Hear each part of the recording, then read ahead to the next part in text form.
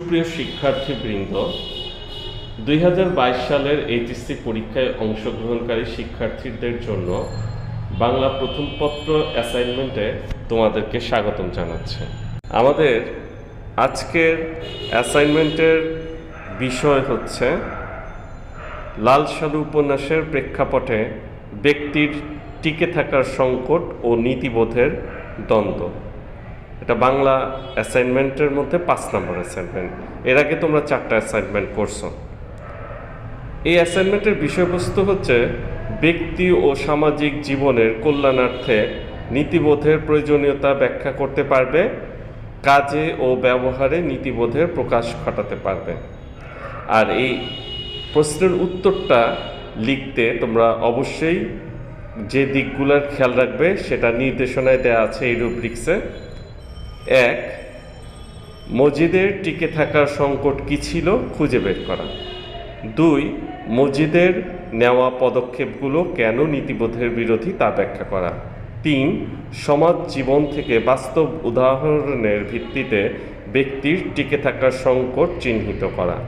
4. মসজিদ ও বাস্তব উদাহরণের ভিত্তিতে টিকে থাকার সংকট ও নীতিবোধের পারস্পরিক সম্পর্ক ব্যাখ্যা করা। আর 5 নম্বর হচ্ছে বানান ও বাক্য গঠনে সতর্ক থাকা।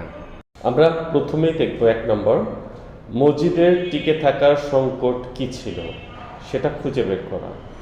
এর উত্তরে আমরা লিখতে পারি মসজিদের টিকে থাকার সংকট। সৈয়দ ওয়ালিউল্লাহর লাল সালু উপন্যাসের মূল চরিত্র মসজিদ ভাবে নিজেকে টিকিয়ে রাখার জন্য নানা রকমের পন্থা অবলম্বন করেন, যদিও তার ছিল টিকে থাকার নানাবিধ সংকট। সে সম্পর্কে নিচে লেখা হলো। 1. আত্মবিশ্বাসের অভাব। মসজিদের মনে সর্বদাই আত্মবিশ্বাসের এক ঘাটতি দেখা দিত যে সে একদিন হয়তো ধরা পড়ে যাবে। তাই তো সেই গ্রামের স্কুল প্রতিষ্ঠায় বাধা প্রয়োগ করে। 2. সবার মন জয় না করতে পারা। মসজিদ অনেক গ্রামবাসীর মন জয় করতে পারলেও কিছু কিছু লোকের মন জয় করতে পারেনি, যা তাকে টিকে থাকার সংকটে নিমজ্জিত করে, যেমন একজন তাহের কাদেরের বাবা। 3. মসজিদের একাকিত্ব। মসজিদ সর্বদা নিজেকে একা মনে করত, কেননা যাদের সাথে তার সম্পর্ক ছিল তারা সবাই বাহিরে, অন্তরে বা আবেগের নয়, আর সেই আবেগ প্রকাশ করতেও পারে না, কারণ প্রকাশ করলে তা তিল তিল করে মিথ্যার সাম্রাজ্য ধ্বংস হয়ে যাবে।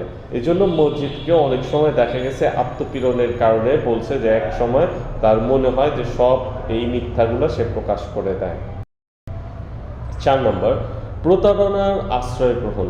মসজিদ নিজেকে ঠিক রাখতে যে মিথ্যার আশ্রয় নিয়েছে তা কখনই স্থায়ী হতে পারে না, এটা যে কোনো সময় ভেঙে পড়তে পারে। তাই প্রতারণার আশ্রয় মসজিদের টিকে থাকার অন্যতম সংকট। 2.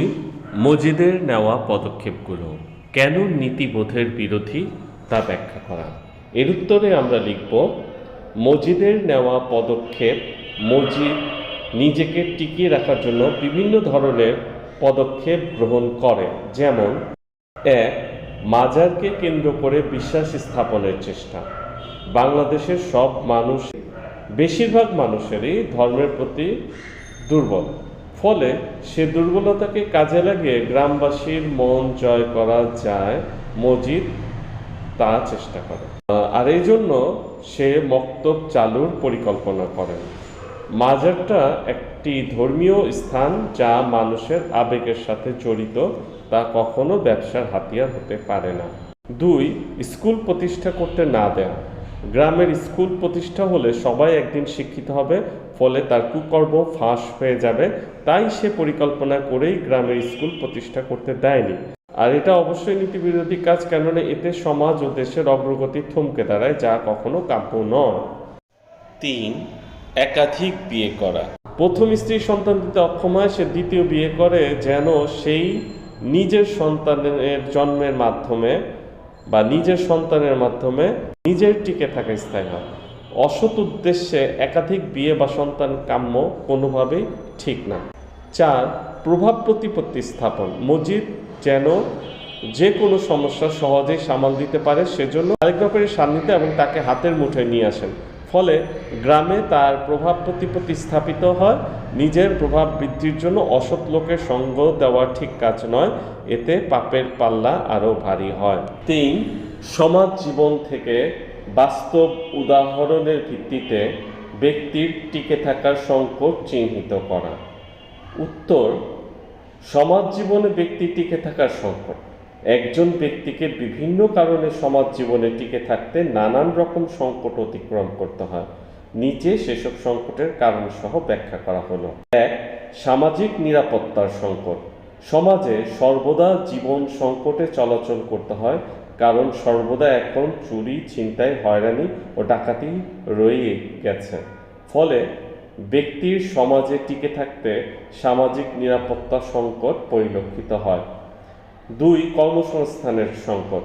বর্তমানে দেশের কর্মসংস্থানের ব্যাপক সংকট, আর এই বেকার জীবন নিয়ে পরিবারের চালানো সবার পক্ষে সম্ভবপর হয় না। ফলে সমাজে মর্যাদার সাথে চলাচল সম্ভব হয় না। 3. মূল্যবোধের সংকট। বর্তমানে সবাই এখন নিজ নিজ স্বার্থ নিয়ে ব্যস্ত, ফলে কেউ কারো খোঁজ খবর নেয় না, আর এজন্য অভাবীরা সমাজে মানবেতর জীবনযাপন করেন। 4.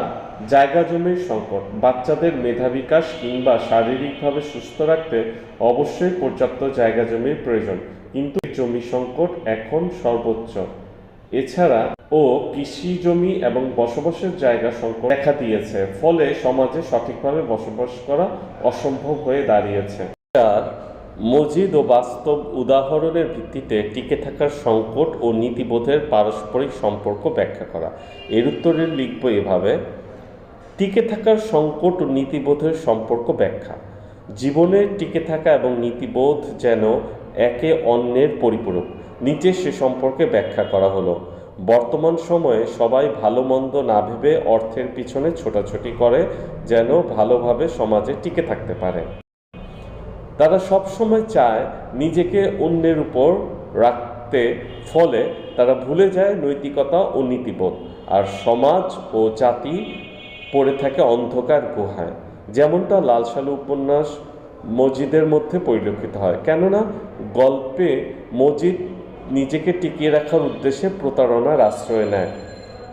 সহজ সরল গ্রামবাসীকে ঠকিয়ে প্রতিষ্ঠা করে নিজের অবস্থান, কিন্তু তার এই পদক্ষেপ ছিল একজন মানুষের নীতিবোধের বিপরীত। ফলে সমাজে আলোর পথ দেখতে পায় না, যদিও সে তার নীতিবোধের জাগ্রত করে নিজের সত্য সবার মাঝে প্রকাশের ইচ্ছা পোষণ করে। কিন্তু কেউ একবার নীতির দিক থেকে দূরে সরে চলে গেলে পরে আর ফেরত আসা সবার পক্ষে সম্ভব হয় না।